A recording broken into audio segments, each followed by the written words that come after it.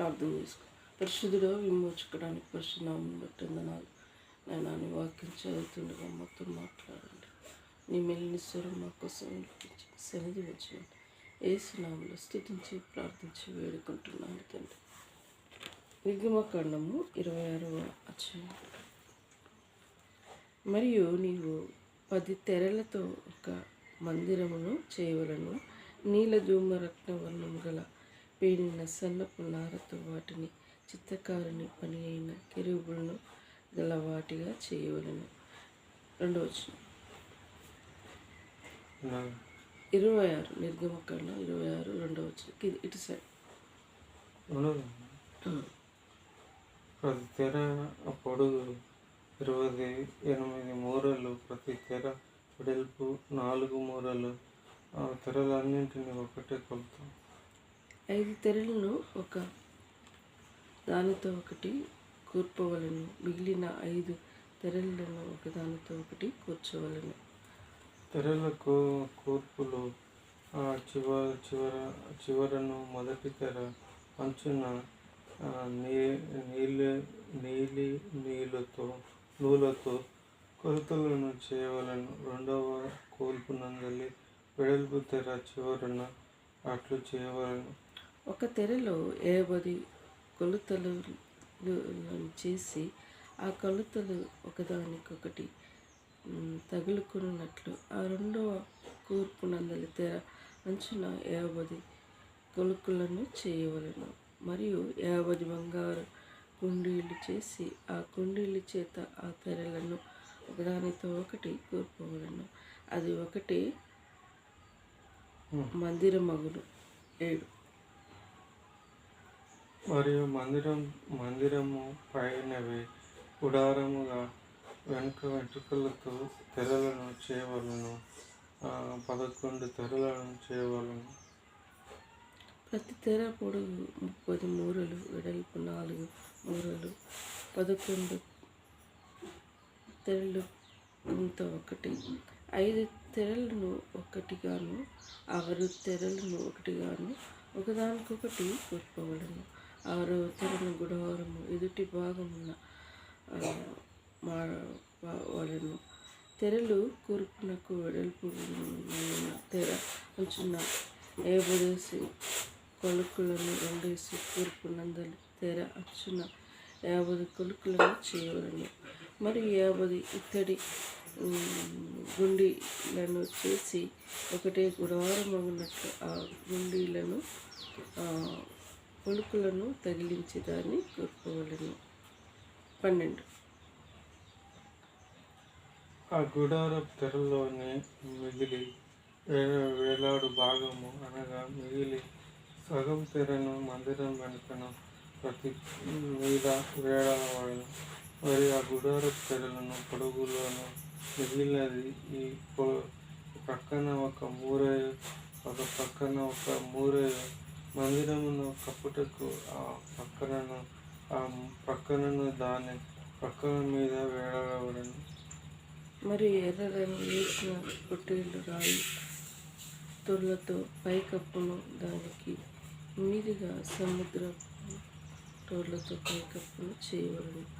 మరియు మందిరమునకు తుమ్మకర్రతో నిలువు పలకలను చేయవలను. పలకపు పొడుగు 10 మూరలు, పలక వెడల్పు 3.5 ఉండవలను. ప్రతి పలకలో ఒకదానికొకటి సరైన 2 కొలుకులు ఉండవలను. అట్లు మందిరపు పలకలన్నిటి చేసి పెట్టవలను.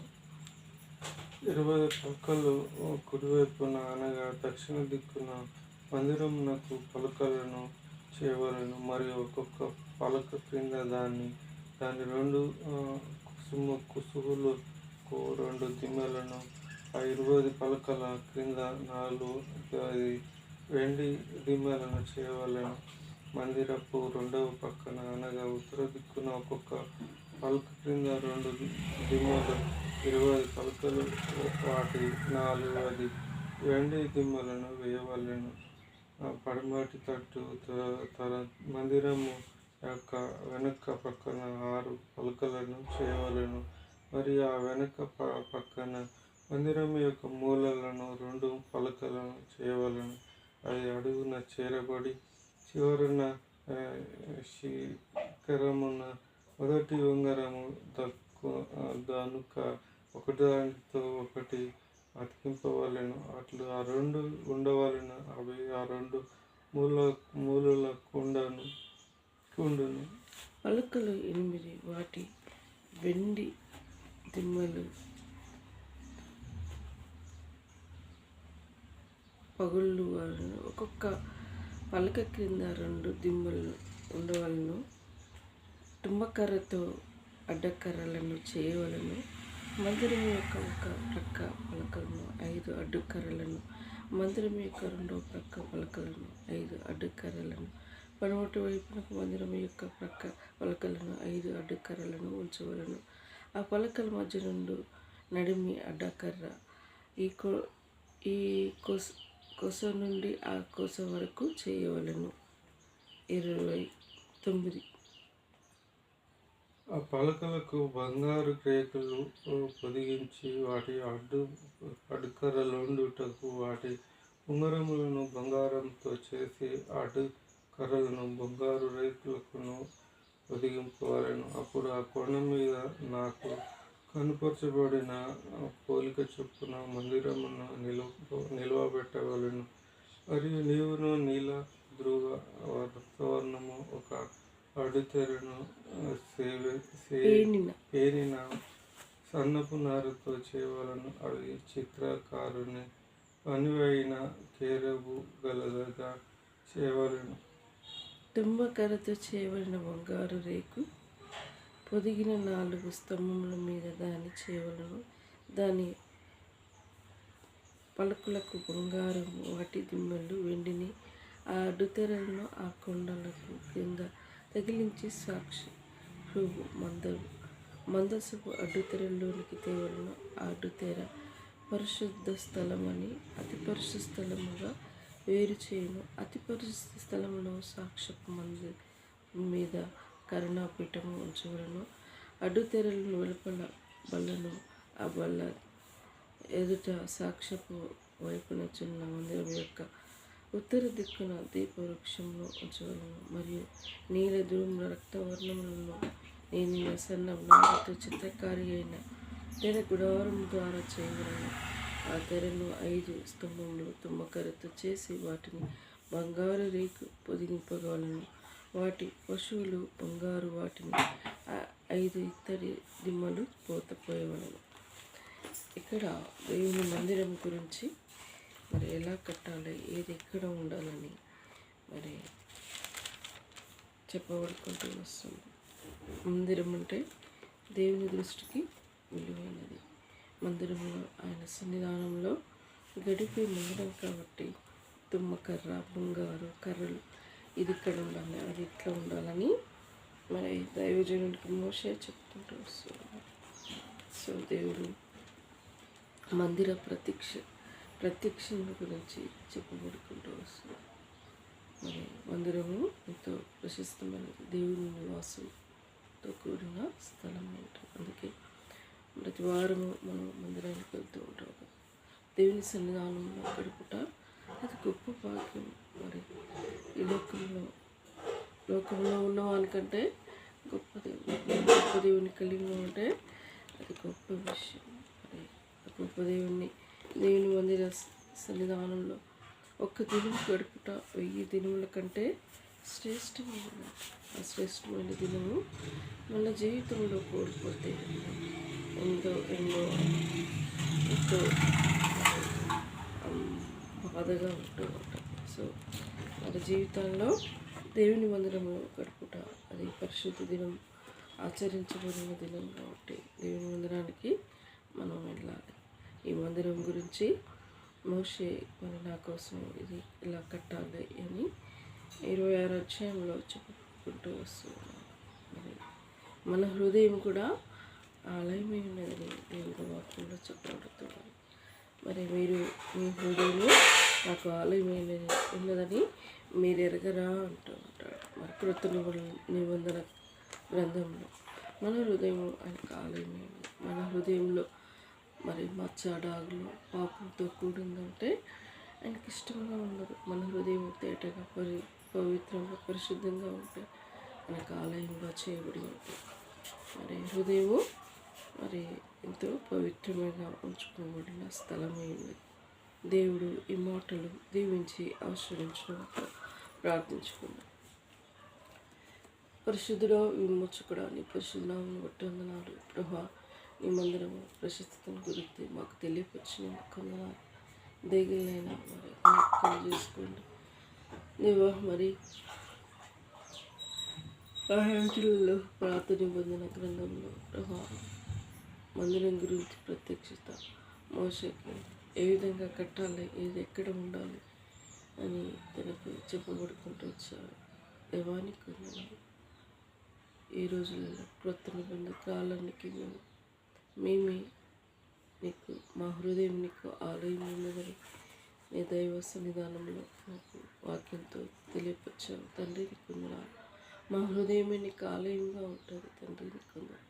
ఈ హృదయం పాడు చేస్తే నేను వారిని పాడు చేస్తానని అన్నావు ప్రభువా. నీకు వందనాలు. దయగలనైనా జ్ఞాపకం చేసుకుంటూ మమ్మల్ని బలపరుచుకుంటున్నందుకు వందనాలు. భయంకరమైన దుర్దినాల్లో జీవిస్తూ ఉండగా ప్రభా మమ్మల్ని రెక్కల చాటులకు భద్రపరచుకొని కాపాడి నడిపించుకుంటూ వస్తున్నందుకు వందనాలు. నాయన మరి రేవంత్ రెడ్డి గారు పరిపాలన కోసం ప్రార్థిస్తున్నారు. నేను రేకాల సమయంలో ఒక న్యూస్ను విన్నాను ప్రభా. సూర్యాపేట అనే ప్రాంతంలో భయంకరమైన దుర్ఘటన వినాల్సి వచ్చింది ప్రభా. మనిషిని చంపినంత క్రూరత మనిషిలో ఉన్నదంటే దేవా ఆ వ్యక్తిలో మరి అంత క్రూరమైన మనస్సు వారిలో ఏర్పడింది. అందుకే దేవా జ్ఞాపకం చేసుకొని దుర్దినాల్లో ప్రజలు జీవిస్తూ ఉన్నారు. ఆయన నరంతకులు, వ్యభిచారులు, విగ్రహారాధికులు, మాంత్రికులు వీరందరూ నైనా అగ్నిగుండంలో మండుగుండంలో పాల్గొంటారు. ఇది రెండవ మరణం అనే వాక్యంలో సెలవిచ్చారు.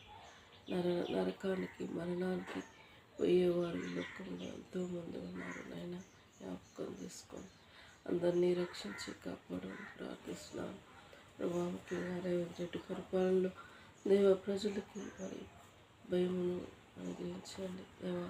భయంకరమైన మనుషులుగా ఉండకుండా సహాయపడని ప్రార్థిస్తున్నాను నాయన. మొత్తంలో గ్రామాన్ని కూడా జ్ఞాపకం చేసుకున్నాను ఆయన. ఇంతవరకు చేసిన మేలుని బట్టి స్థుతిస్తున్నాను. మా భవిష్యత్తు నీ సహస్తాలకు అప్పచెప్తున్నాను ప్రభా. ముఖ్యంగా రానున్న వాతావరణం కోసం ప్రార్థిస్తున్నాను. ఎండ తీవ్రత నుండి కూడా కాపాడండి ప్రభా. మరి ముఖ్యంగా మంచి వర్షాలను అనుగ్రహించండి దేవా. సహాయపడని ప్రార్థిస్తున్నాను. ఈరోజు నీ పరిశుద్ధను నీ చిత్తమైతే నీ ఇంటికి వెళ్ళేటకు మమ్మల్ని బలపరచండి నాయన. గత 3 వారాల నుంచి దైవ సన్నిధానానికి వెళ్ళలేని స్థితి అయిపోయింది దేవా. ప్రతి విధమైన ఆటంకాన్ని తొలగించండి.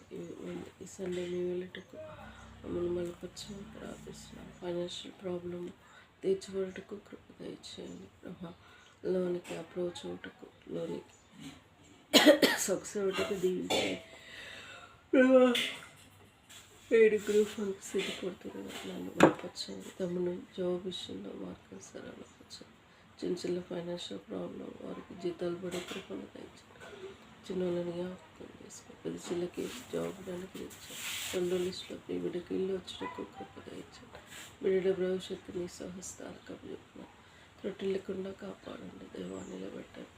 ఇంతవరకు చేసిన మేలుని బట్టి స్థుతిస్తూ చేయబోయే మేలు కోసం ఈ పాదాల సన్నిధిలో మొరపెట్టుకుంటాం. ఈ చిత్తం మీ మాయల్లో జరిగించి ఈ నామమునకు మహిమ తెచ్చుకోతండి. నల్గొండ జిల్లా ప్రాంత అధికారులు ఆయన కృపలో భద్రపరచుకోండి. నిన్నే కొన్ని వారితో పూజిస్తూ ఆరాధించుకుంటాం. ఇంతవరకు చేసిన మేలుని బట్టి స్థుతిస్తూ సంఘం విశ్వాసం చర్చి నైనా జ్ఞాపకం చేసుకోండి. దగ్గరనైనా ప్రపంచంలో జరుగుతున్న ప్రతి పరిచయం నీరు కట్టి ఫలింపచండి దేవా. అయా ఇంతవరకు చేసిన మేలుని బట్టి స్థుతిస్తూ కొన్ని ఆర్థిక పరిస్థితి నాకు ఇచ్చిన భాగ్యాన్ని బట్టి అందరూ చెల్లించు తగ్గించుకుంటూ నేను నామలు హెచ్చించుకో. యేసు దివ్యమైన నామంలో అతి వినంగా వేడుకుంటున్నాను తండ్రి. యేసు రక్తమే జయం, సిల్వ రక్తమే జయం. యేసు నామం సంపూర్ణ విజయం కలుగును గాక. అపవాది క్రియలు అనంతం నాశనం అగును గాక.